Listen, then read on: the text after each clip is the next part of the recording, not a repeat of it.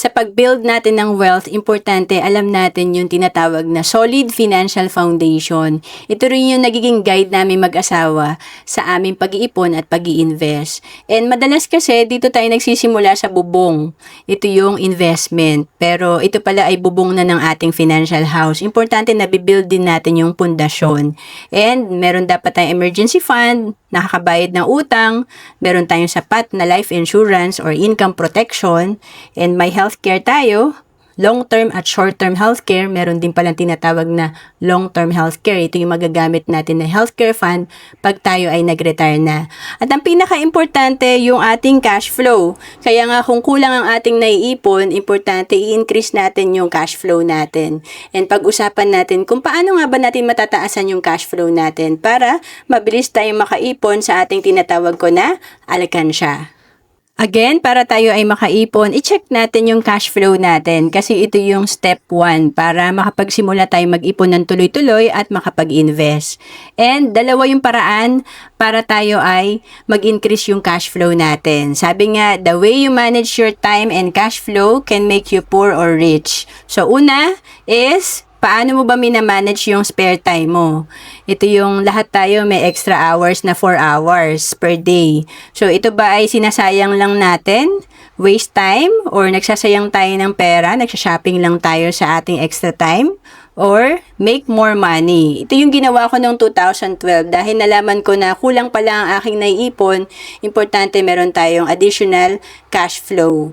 And pangalawa, how do you manage your salary? Ito yung pag tayo ay kumita, ito ba ay unang tinatabi natin yung savings natin or ini-spend natin lahat? And ang worst case, spend before you receive it. Yung iba, pag ikaw ay nangutang, nauna na ang pag-spend mo ng pera mo, kaya negative ang cash flow natin. Kaya ang solution number 1 natin, change the things you do in your spare time. Use it to earn additional income. Para itong extra na kikitain natin, ito yung pandagdag natin sa ipon natin. And solution number 2, change your money habits.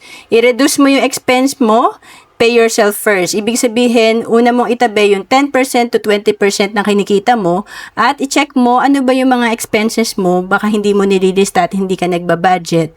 Dito kasi mache-check mo kung saan ka nag-overspending para madisiplina mo yung sarili mo at madagdag mo to sa ipon mo yung matitipid mo.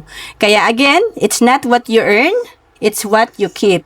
Ibig sabihin, kahit malaki ang kita mo, kung wala kang disiplina, magne-negative cash flow ka rin. Kaya importante talaga, yung what you keep, ito yung pinapaikot mo sa investment kapag ikaw ay nakakaipon at nakaka-invest ng tuloy-tuloy. At kapag ikaw ay may positive cash flow na, congratulations kasi makakapagsimula ka na mag-ipon. Pero ang pag-iipon natin hindi sapat kapag ito ay nasa savings account lang.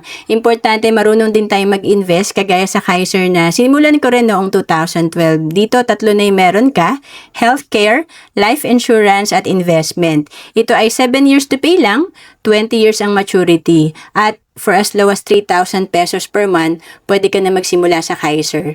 Kung OFW ka, pwede ka magsimula sa Kaiser. We have online application. To know more about Kaiser, message mo lang ako sa Facebook, Roan Celis Capistrano, or email me at roan.capistrano@gmail.com.